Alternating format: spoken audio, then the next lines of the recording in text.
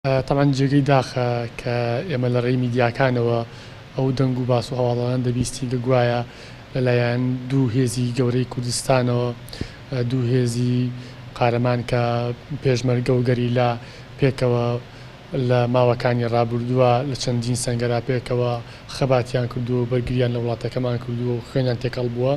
ئێستا بەداخەوە بەهۆی ناکۆکی سیاسی و خلافاتی سیاسیەوە خەریکە جیاوازیەکان دەبێتە هۆی بەکارهێنانی هێز. تەمەن ئەمە دیاردەیەکی زۆر ترسناکە و ئەمە ئەگەرێک ئەگەر و پێشهاتێکی زۆر خراپە، هیواداری نەگاتە ئەو دۆخەی کە هیچ کاتێک جارێکی تر هیچ پێشمەرگە و هیچ گەریلایەکی کوردووە هیچ قارەمانێکی کورد بەرامبەر بە یەکتری بۆستنەوە. بەدڵنیاییەوە جیاوازی سیاسی، جیاوازی بیرۆکەی سیاسی، جیاوازی ئایدۆلۆژی سیاسی دیاردەیەکی ئاساییە. بەڵام ئەوەی کە زۆر گرنگە ئەوەیە کە ئێمە دەبێت جیاوازیەکانمان بکەینە هەوێنی بەهێزبوونمان، بکەینە هەوێنی فرەڕەهەندبوونمان، نەک بکەینە هەوێنی دووبەرەوی ناکۆکی بۆمان. بە تاکید دەوڵەتانی ئیقلیمی ڕۆڵیان هەیە، هەمیشە ڕۆڵیان هەبووە لە هاندانی لایەنەکانی کوردستان و هەوڵیان داوە کە کێشەی کوردستان بکەم بە کێشەیەکی لۆکاڵی و ئەمەش ببێتە هۆی ئەوەی کە وێنای کوورد لە دنیای دەرەوە لە ڕۆژاوا ناشرین بێت، بەگشتی بێتە هۆی لە کەداربوونی کەیسی کورد و وا بکات پشتگیری نەدەوڵەتی کە بۆ کەیسی کورد هەیە و ئەو هاوسۆزی کە لە ئاستی دنیا و لە ئاستی کۆمەلگەی نێودەوڵەتی بۆ کەیسی کورد هەیە نەمێنێت.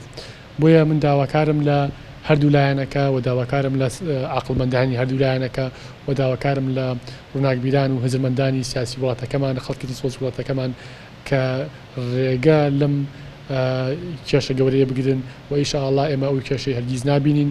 بەڵام بۆ ئەوە جارێکی تر ئێمە نەکەوینەوە هەڕەشە و بەکارهێنانی هێز لە نێوان هێزە کوردیەکان دژی یەکتر. پێویستە بمان بە کۆنگرەیەکی نەتەوەیی و پێویستمان بە تەحریمکردن و قەدەغەکردن و ڕەتکردنەوەی بەکارهێنانی هێز هەیە لە بەرامبەر یەکتردا لەلایەن هێزە کوردیەکاندا. پێم وایە هەردوو لایەنی چ پارتی دیموکراتی کوردستان چ برادەرانی پارتیکەی کارانی کوردستان پێویستە لە ئاست ئەو کێشە و قەیرانانە بن کە هەرێمی کوردستان پیاتێپەڕێ. دیارە هەرێمی کوردستان لە ئێستاە بە کۆمەڵە قەیرانی تەندروستی و ئابووری و کۆمەڵایەتی و سیاسیاتێپەڕێ کە لە هەر کات زیاتر گەلە کۆمەچیە لەسەر دەستکەوتەکانی گەلی کورد لە چوارپارچەی کوردستان هەیە. بۆیە پێویستە هەردوو لایە و هەموو لایەنەکان پێکەوە هەوڵ بدەن کە قەیرانەکان بە شێوەزی ئاشتی و بە سەر مێزی گفتوگۆ بە دیالۆگ چارەسەر بکرێت.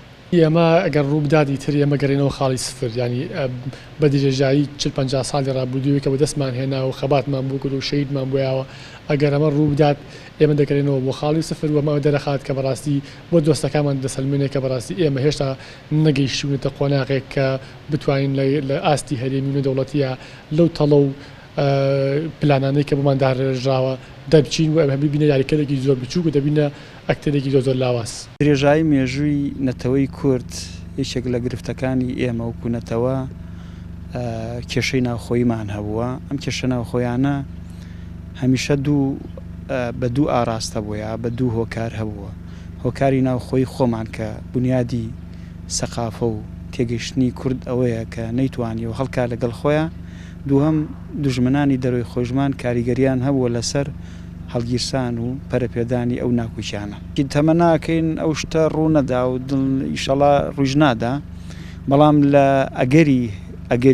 ئەگەری هەڵگیرسانی شەڕی ناوخۆ مێژووی کورد، نەتەوەی کورد زیانمەندی یەکەمە لەم بارودۆخە. چونکە ئێمە لە کوردستانی عێراق لە باشوور لە ئەزمەیەکی ئابووری خراپە ئاژین، ئەزمەیەکی کۆمەڵایەتی لە ناو قەیران کۆمەڵە قەیرانە ئاژین. سەرهەڵدان و بوونی جەنگ دوای هەموو جەنگانە، دوای شەڕی داعش و دوای ئەوانە بەڕاستی زیاتر نەهامەتی بەسەر خەڵکا دێ. پێویستمان بە ئاشتەواییە، پێویستمان بە لێبوردەیە، پێویستمان بە تەبای و ژیانێکی ئاسوودە و ئاسایی هەیە کە لە نێوان هێزە سیاسەکانە بوونی هەبێت. دەوڵەتانەی کە ئێمە لە ناویان یا پارچە بووین بەسەر ئەمانە هەر یەکەیان بۆ خۆیان ڕۆڵێکی کاریگەریان هەیە و بەرنامە و پلانی یەکەمیان ئەوەیە کە نەهێڵن کورد لەنەو خۆیان ژیانێکی ئاسایی باتە سەر و تەبابێ. تورکیاشێکێکە لە وڵاتانە هیچ کات نەویستووە کە کورد لە نێو خۆیان تەبابێ و ڕۆڵی سلبیژی بینیوە.